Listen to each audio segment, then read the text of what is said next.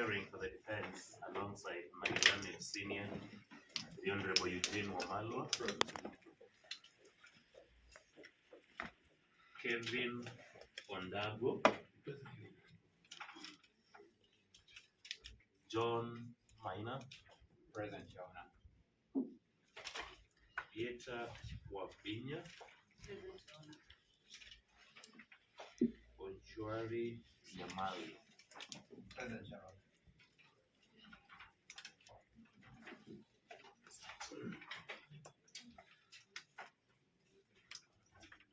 You know, we have the six names there. With me, I have Mr. Nyaga. Present, Your Honor. Kayoki. And present, Your Honor, state. He's coming up for me. The name of the other counsel. Yes, Kayoki. Present for the state. We also have our senior colleague here. Yes, Your Honor. Good morning. My name is Sonny. It's appearing.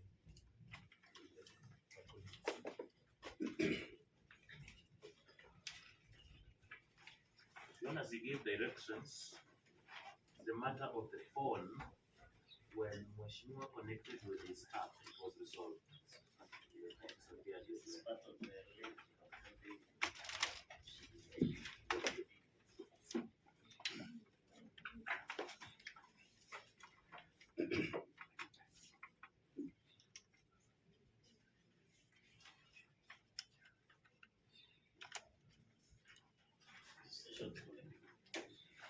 the accused was presented before this court on the 19th of May 2025, where the plea was taken and was released on board. Several issues were raised, and the court reserved the following to main issues. One was whether the accused's rights were violated, that was arrested, and it's of order the available remedies. The other issue was whether the court was permission to order release the arms assigned to accused security.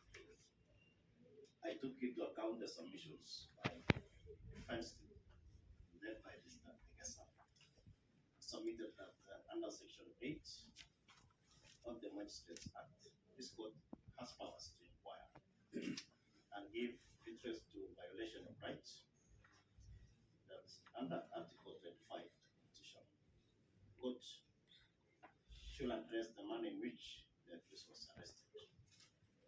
That he was arrested in a valid manner, and cited the following instances. One, that an identified person shot at the rear tire of the accused car was intercepted without self-identification, bundled into another car, driven to a disclosed destination, was held in community transport, and disaffiliated staff, relatives denied access.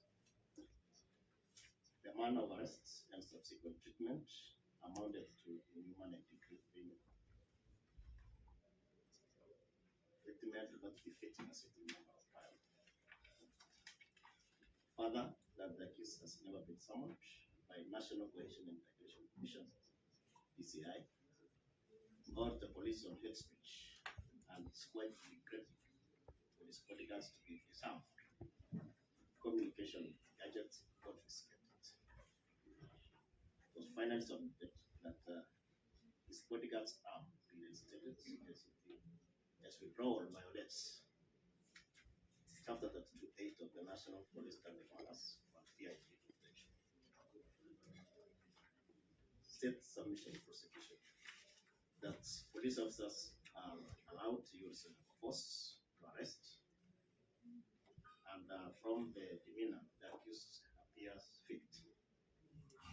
That this was not a proper forum to address the issues raised as the issue of constitutional rights.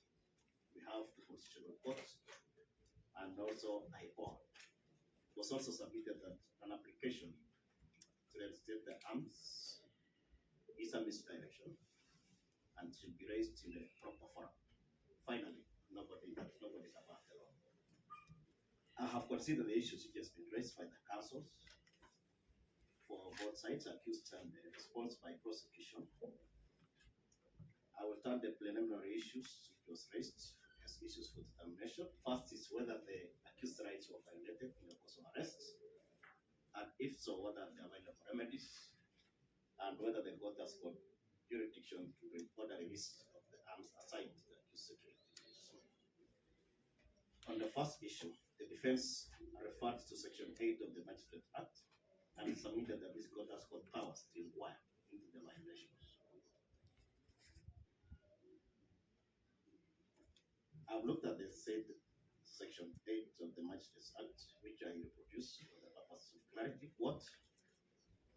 8.1 are subject to Article 165 3b of the Constitution and pecuniary limitations set out in Section 7.1.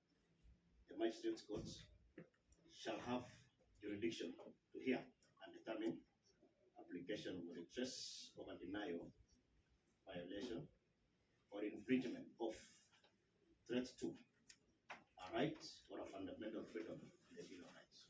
2. The application contemplated in subsection 1 shall only relate to rights guaranteed in Article 25 and B of the Constitution. 3.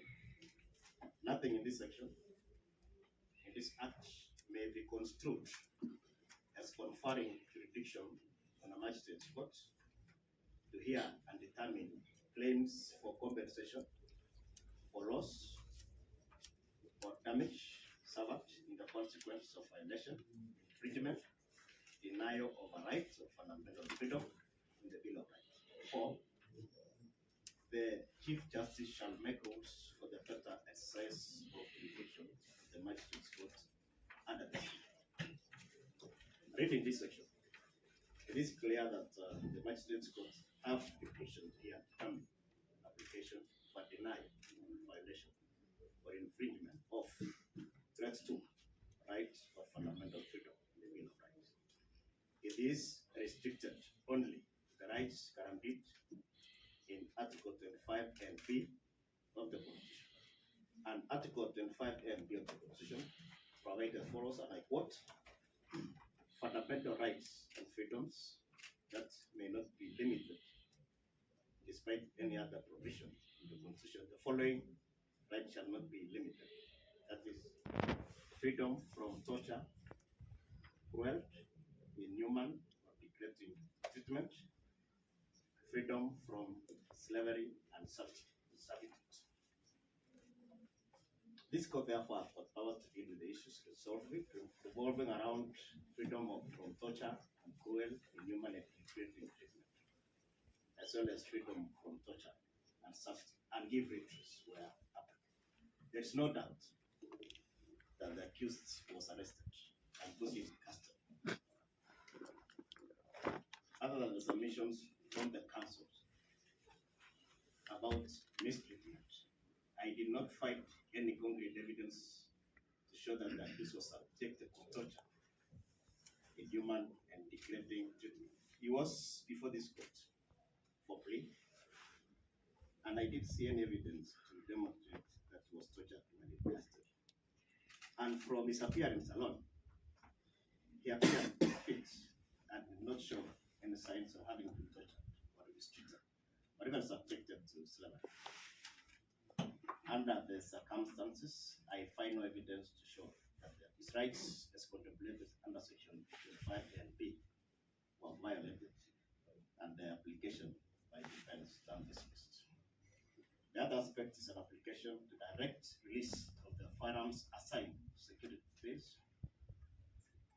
In this front, the prosecution submitted that the state was in a possession of one Salasya pistol loaded with 15 rounds of ammunition and is part of inventory. It is documented and apparently it's part of exhibits. This court cannot at this stage tell the evidentiary value of the arms taken, including the ammunition, considering the charges facing the accused. We shall wait for evidence to be tendered. It will be subjected to cross-examination by defense. And it's my finding that this court lacked jurisdiction to direct release of exhibits until it is formally produced. The accused, however, have a right to protection by state and should be accorded security within the established protocols. Lastly, it's the issue of what, which is the case that you talked about. It was taken from the accused and summoned the investigating officer to appear before this court to offer explanation. And from the look of things, that thing apparently has been settled. I don't know anything about it.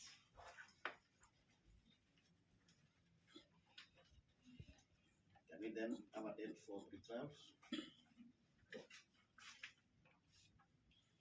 State, how many days do you need? Have you supplied the documents necessary?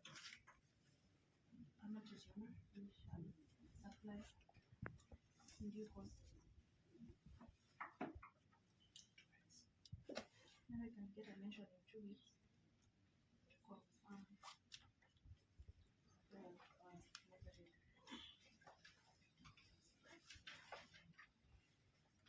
Then come back on the confirm Mr. Benson whether you are available either on the 16th or 17th or the 18th or 18th.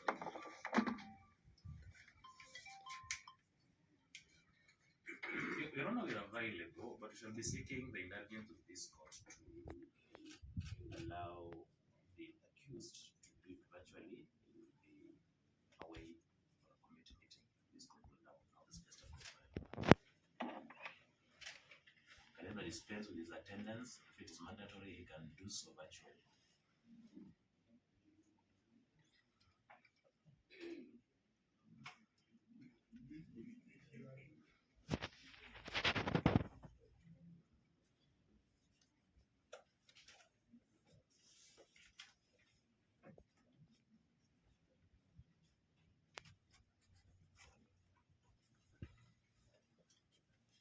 I guess prosecution, your approach to that federal is part of the an issue.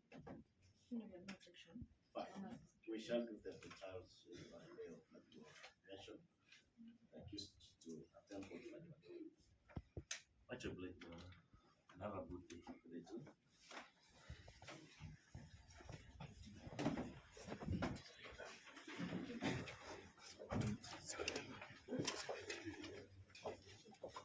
What are their conditions?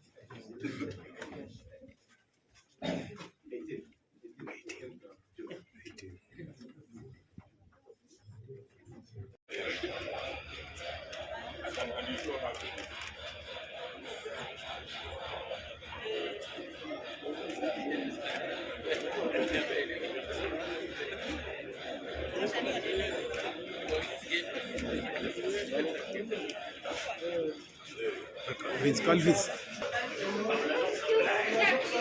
Ah, no, no, no, no, no.